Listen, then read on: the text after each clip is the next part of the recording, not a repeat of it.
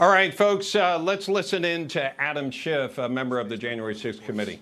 They have moved more swiftly. They have been able to obtain testimony from people who refused to cooperate with us. Now, none of us know exactly what the character of that testimony is and whether witnesses in that testimony asserted privileges that the Justice Department will also have to litigate. But the long and the short of it is we possess evidence that up until this release, the Justice Department may not have. They possess evidence that we don't have, and the cumulative impact of all that evidence will hopefully lead to justice for those that have broken the law here. Mr. Schiff, Republicans plan to issue their own report saying that there were security failures that day and suggesting that, why was the Capitol not more prepared? Why was that not a focus of this report and this investigation? It has been a focus of our investigation, and indeed, there will be material in the report that we'll be releasing later this week on that very issue, on the nature of the intelligence that agencies had, the degree to which it was shared or not shared, the degree to which it was acted upon or not acted upon, the coordination or lack of coordination among law enforcement. So those issues are addressed in our report. Mr. Schiff, did the committee come across any evidence, any testimony that further corroborated Cassidy Hutchinson's testimony about a story that she had overheard about the former president lunging at a member of his Secret Service detail? We will be releasing transcripts of witnesses whose testimony bears on the president's indignation, for lack of a better word, at not being able to accompany this mob to the Capitol, and I will let people judge when they review the transcripts who among the witnesses they give the most credibility to. I found Cassidy Hutchinson's testimony to be entirely credible, and I will leave it to you to assess the other witnesses based on their transcripts. Do you believe any of those witnesses committed perjury, of those that the committee found to be less reliable than their leaders and what have you? I certainly have questions about the veracity of some of the testimony we received, but I will leave it to the Justice Department and the public to make their own assessments. Do you think the Justice Department should follow up on what Congressman Lofgren said about, and what you also mentioned about, witnesses potentially being offered lucrative positions and ahead of their testimony? I think the Justice Department should weigh all of the evidence that we have provided and seek to obtain their own evidence about efforts to influence testimony before Congress and whether that crossed the line into illegality. Let me just say more broadly on the issue of our criminal referrals. Merrick Garland announced at the beginning of the Department of Justice investigation into the events of January 6th that he would follow the evidence wherever it leads, that there was one standard, one rule of law that would apply equally to everyone. That is our sense of the law as well. That is our sense of justice as well. We believe. All right, Adam Schiff, a member of the January 6th committee, speaking there. And just to go through these 4 criminal recommendations for the Department of Justice, folks, that includes obstructing an official proceeding. Of course, we're talking about the process of counting the votes that the vice president was involved in. Conspiracy to defraud the United States, conspiracy to make a false statement, and inciting, aiding, or assisting an insurrection. So those are the charges. And again, this was a unanimous vote, 7 Democrats, 2 Republicans.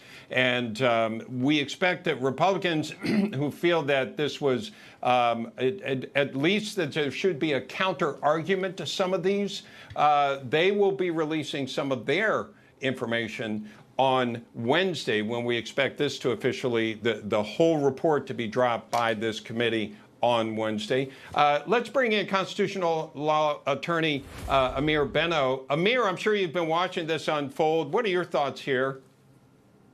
Hey, how are you, Bob? I have been watching it, and it's not a surprise to anybody who's been following this that this is what the committee was going to do. What I did find most interesting about this is that any committee, whether it's a select committee or a permanent committee, a legislative committee is required, in fact, to have a valid legislative purpose. They didn't focus this last hearing, this public spectacle, on talking about what kind of legislative suggestions they would make, maybe making reforms to the Electoral Count Act, things that might prevent a situation like this from unfolding in the future. Instead, they talked about criminal referrals to the Department of Justice. And one of the things that a congressional committee can't do, that it doesn't have the power to do, is to exist primarily or exclusively as an executive sort of criminal investigatory body.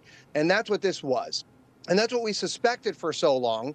And this ultimately is the culmination of their months, is making a referral on criminal counts to the Department of Justice, which just supports the idea that that is the whole, reason for their existence, is to make a criminal referral, which is not a valid legislative purpose at all.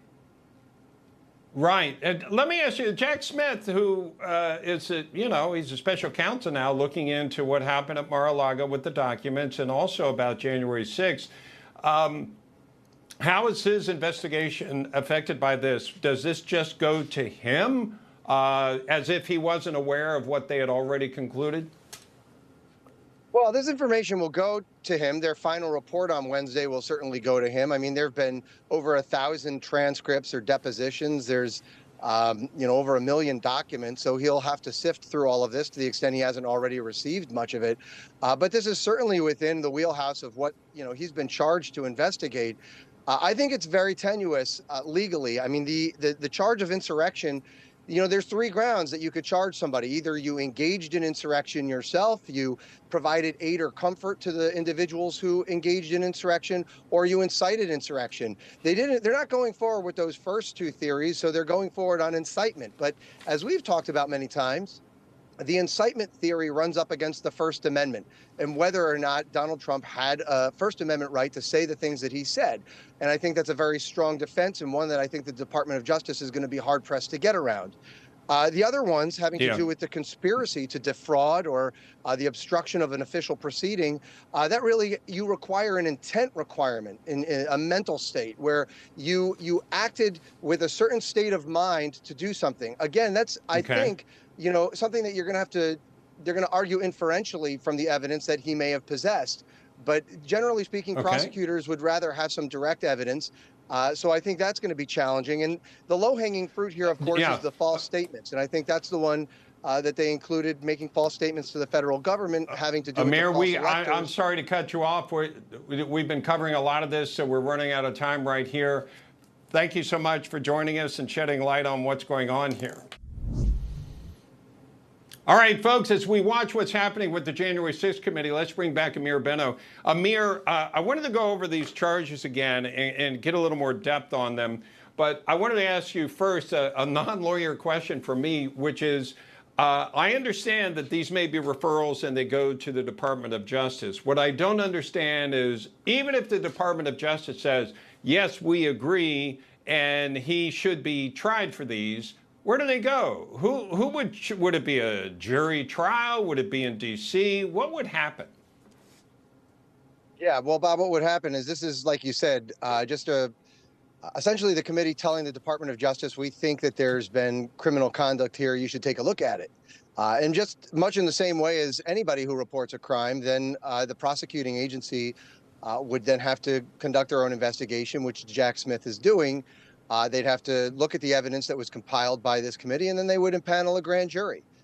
These are felonies, and so they would need a grand jury. They'd have to present evidence to this body of individuals who sit. It's called the grand jury. It's a secret proceeding. They get to hear the evidence, and then they have a vote at the end of the day to decide whether to formally charge the person, in this case President Trump, or any of these other individuals who they've referred to, with these crimes. And once they do that, the person is then brought in front of a judge, formally informed about the charges against them, and that begins the whole process that culminates in a trial or a plea. But that's generally the lifeline in how it works. Yeah, and one of his attorneys, John Eastman, also being recommended for criminal charges as well for his role in kind of creating this idea for fake electors, that sort of thing. Those are the allegations. Can I jump in on that? This, yeah, please. I just wanted to say on that one thing, which is so amazing in this case, is that Eastman came up with what many would say is a fringe legal theory.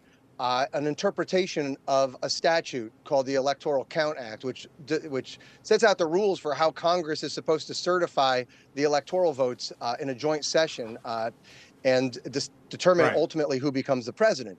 But he based his theory on the text of that statute. And instead of focusing their work, this committee's work, on saying, listen, there are loopholes, there's ambiguities in this statute that need to be clarified or corrected. I mean, listen, it's a very old statute. It's from the 19th century, and it's written in a very hard to comprehend way. Instead of doing that, they said, we're going to punish those individuals who took advantage of those loopholes or interpreted something in a different way than we're typically used to interpreting this. And we're going to charge them or ask to have them charged with crimes. That to me is profound and troubling because we should be encouraging people to look with inventive eyes, novel eyes towards the law, obviously not breaking the law. But if you come up with a legal theory, then the place for it to be rejected is in the courts. It's not for the executive branch to go out and then, have you criminally prosecuted for trying to follow the law just in a new way. Okay. So I think it's the 1887, which was the act that laid out how the process was supposed to unfold as far as counting the votes and that sort of thing. You're saying Eastman took advantage of ambiguities in it, and if they really wanted to accomplish something, they could go back and make sure nobody would ever interpret it that way again. But they haven't done that. Yeah, that's exactly right. So, I mean, whether or not the vice president who presides over this joint session is really just a ceremonial role, or whether he has a substantial role and can reject electoral votes. Amir, I think you'd agree. Amir, I think you'd agree that the vice president is not going to select the president. Otherwise, Al Gore would have said, I agree with that. Sorry, Florida. But what you're saying is, blame the law. Don't blame the person who took advantage of the ambiguities in the law. Generally, that is what I'm saying. And I'm saying that I think it's perfectly within, it's a reasonable thing to say is the Electoral Count Act needs reforms. And it needs to be written in a way that is clear to understand, easy to understand, and where nobody can take advantage of the vagueness in the wording. But to say, look, we're going to criminally prosecute somebody for interpreting it a particular way, and saying that rises to the level of obstructing an official proceeding or conspiring to defraud the United States government is, I think, a bridge too far. And so I think that the Department of Justice, or at least the special counsel, may ultimately reject going forward on those theories. And like I mentioned in the last segment, I think the insurrection theory is going to run up against a wall with the First Amendment. We got to run, Amir. I keep doing that. I keep doing this to you. Yeah. Okay. I think there are a lot of people that agree with you. Amir, I'm so sorry. I keep cutting you off, keep letting you talk, and then cutting you off. Unfortunately, we're out of time for this hour. Thank you so much for shedding insight and really looking at those nuances. I really appreciate it. You're the guy to do it. Ameer Benno, thank you, sir. Back with more of American Agenda after this.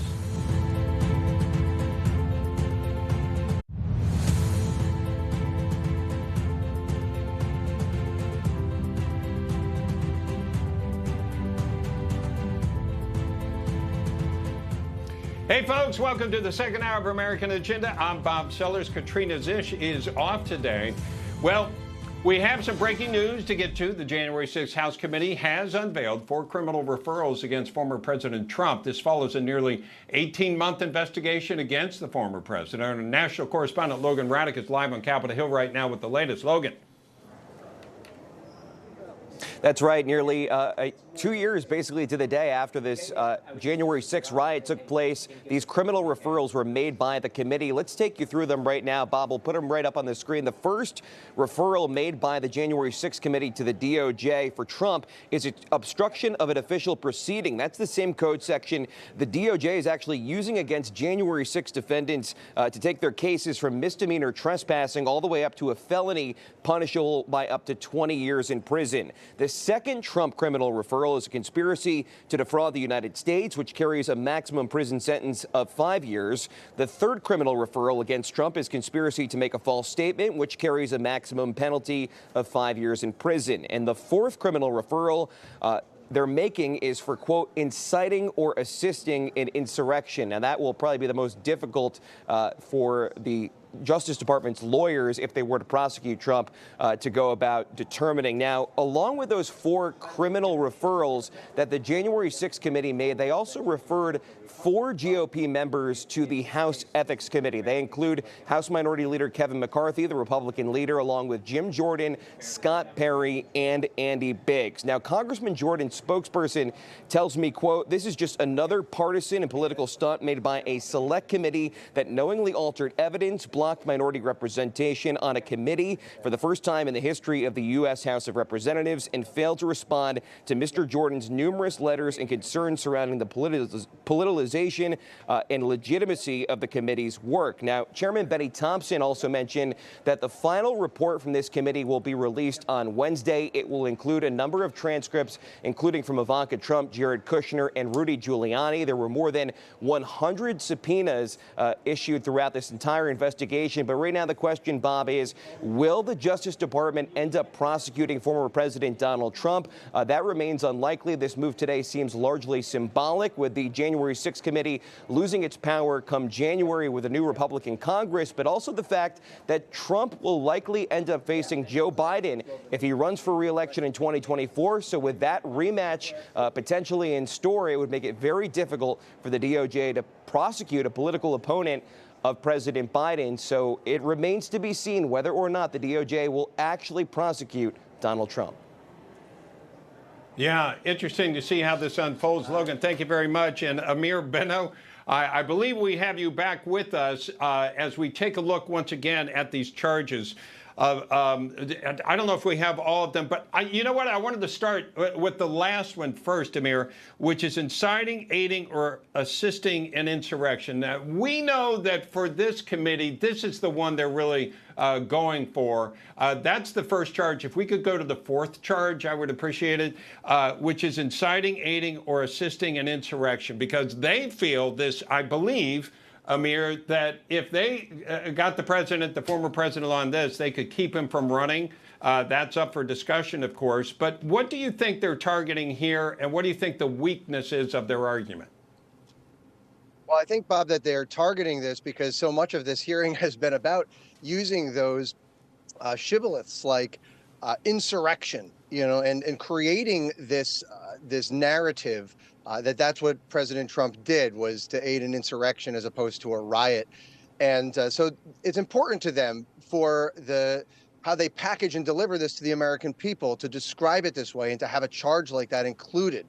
The problem, as you look at the slide that you can see, is you either have to have been involved in the actual act that was the insurrection, or providing aid or comfort, or an incitement.